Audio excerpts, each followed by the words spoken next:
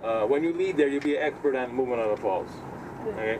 Then we're going to come down, go to Goat Island. I think we'll do that first today, and go on the Cave of the Winds. Now, Cave of the Winds is a really interesting attraction. You get on the elevator, you go down 200 feet, you walk down a tunnel, and you come to a series of wooden decks that they built that you would actually go up there and stick your head under the falls.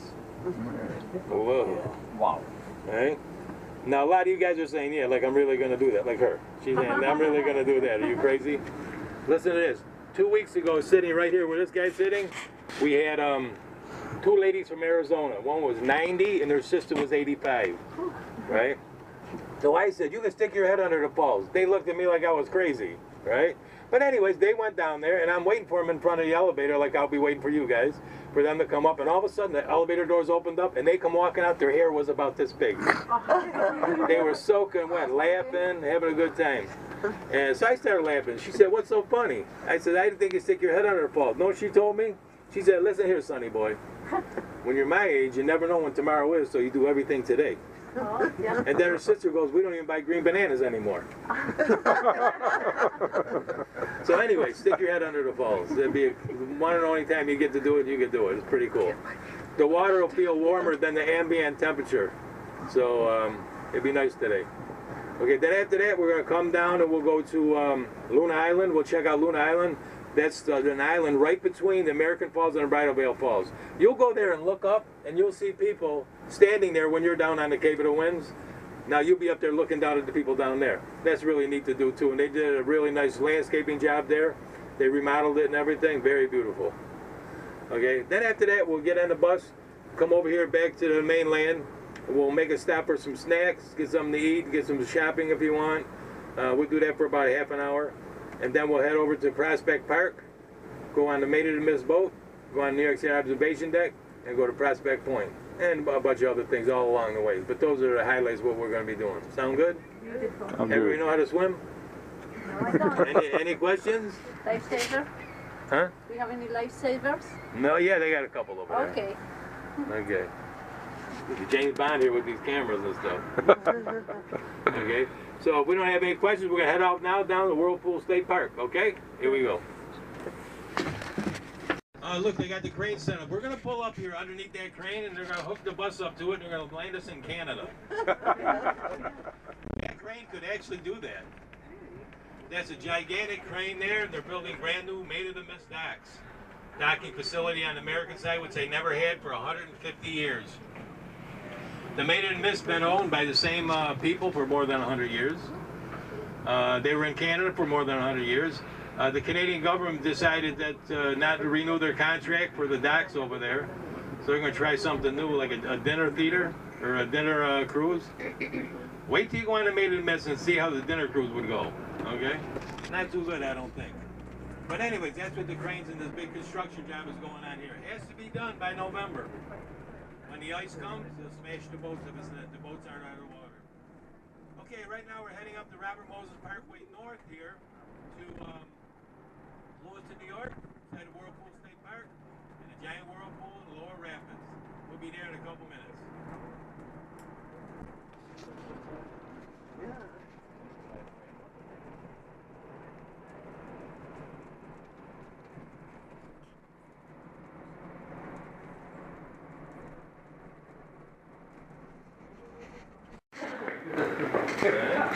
Everybody, glasses of bottom. Don't get too close, I go crazy with the stick.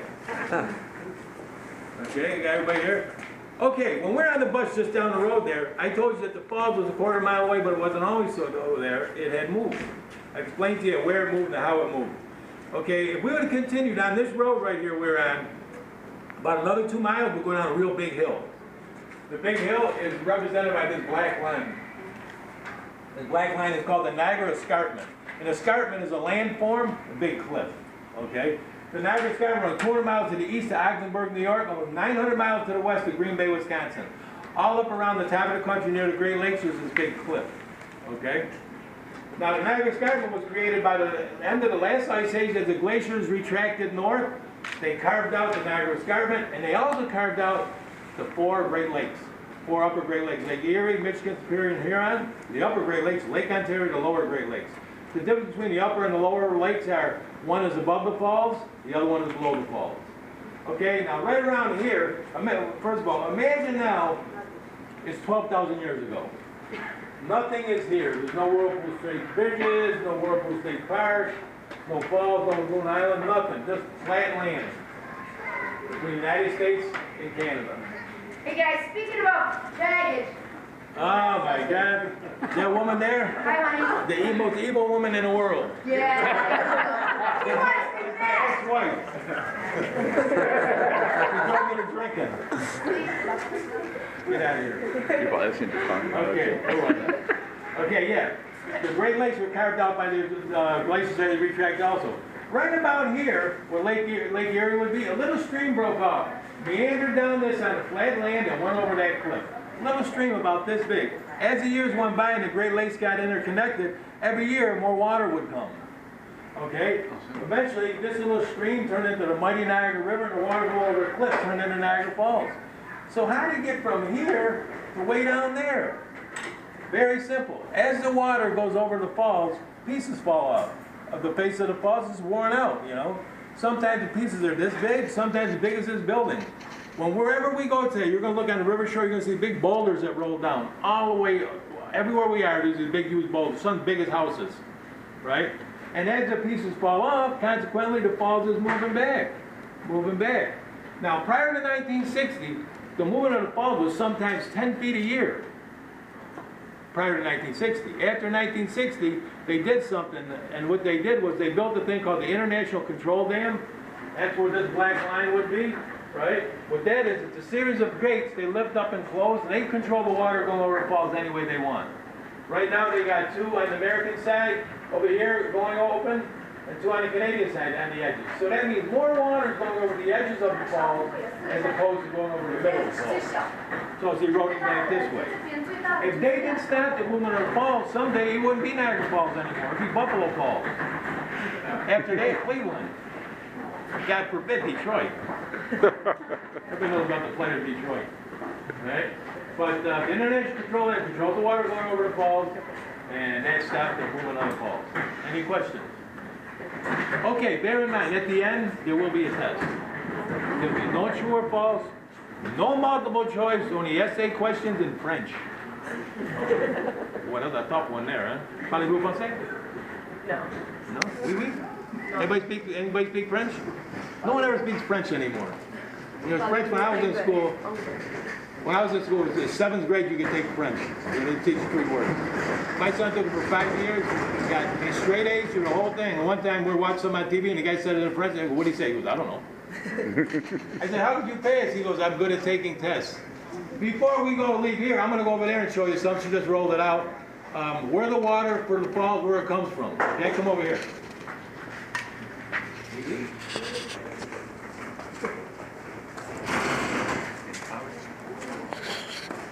Okay, how you doing? Good. Okay, when you're down at the falls, you be at the Cape when you be looking at falls, it's like you think this building in front of you like this. You think, man, where's all this water come from? Never stops flowing, right? It comes from the 4 upper Great Lakes, Lake Superior, Lake Michigan, Lake Huron, and Lake Erie. The upper Great Lakes are about before the falls, right? These lakes are fed by thousands and thousands of all different sources. Little creeks, big rivers, right, all flow into here, all throughout the whole Northeast. And also it's part of the Mid-Atlantic, or the North Atlantic watershed, okay? So all this water comes down through here, down to Lake Erie, down to Niagara River now. You see Niagara Falls right over here. Out the lower river, which is out there, Lake Ontario, St. Lawrence Seaway, Atlantic Ocean. Listen to this, 15%, 15% of all the fresh water in the world goes over Niagara Falls. 15%. Wait a that guy from Cyprus. They had the problem, he didn't call us up. Okay? We can wash our cars and mow our lawns and water our grass as much as we want here. It wouldn't matter. That's why everything is so green here. You know? We don't get to appreciate this lovely area that we live in because in the winter it gets kind of cold and snowy and stuff. But when the tree leaves come out, man, they're all green like that, beautiful as can be. Come down this way. Let's go take a look at that beauty.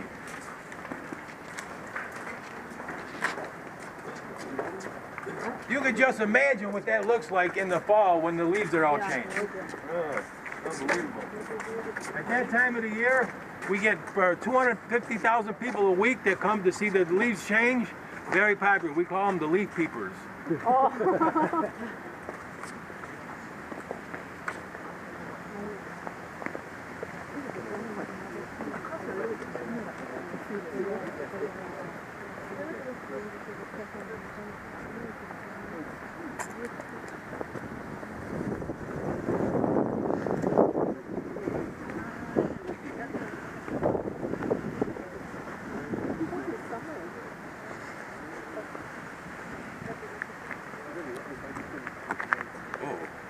Nice looking group we got here.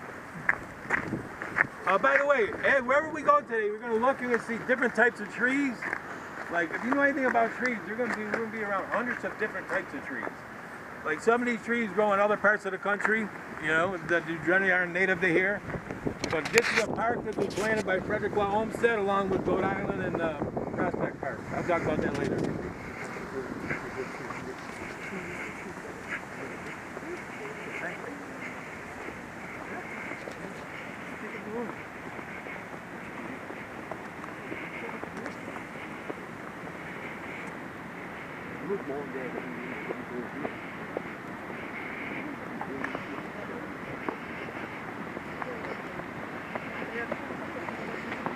State Park.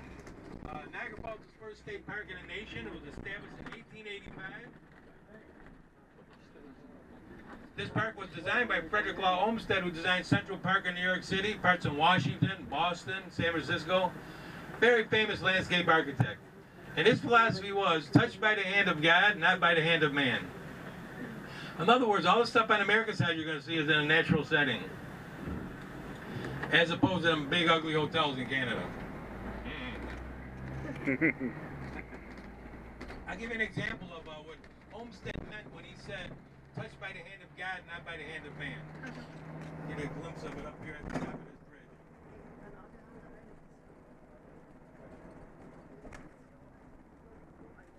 If you see the logs in the river, some of them logs been there 80, 90 years. They came from upstream, got stuck, and that's where they'll stay, because they naturally occurred. And that adheres to Olmsted's philosophy, touched by the hand of God, not by the hand of man. Over on the left-hand side, you see right where the water starts to get rough? The river drops in elevation 80 feet in the last quarter mile before it goes over the falls. That water there is not really that deep, but the bottom is real slippery. You're probably wondering how I know that. That bridge we just went across, people for 150 years all did the same thing going across that bridge. You know what it was? They throw money in the water. And I grew up like 2 blocks from here. Me and my 25 friends, all the same age, we used to come over here. I spent our summers over here trying to figure out how to get the money. We had all kinds of plans. We used to get a rope, put it on the skinny guy, all kinds of things.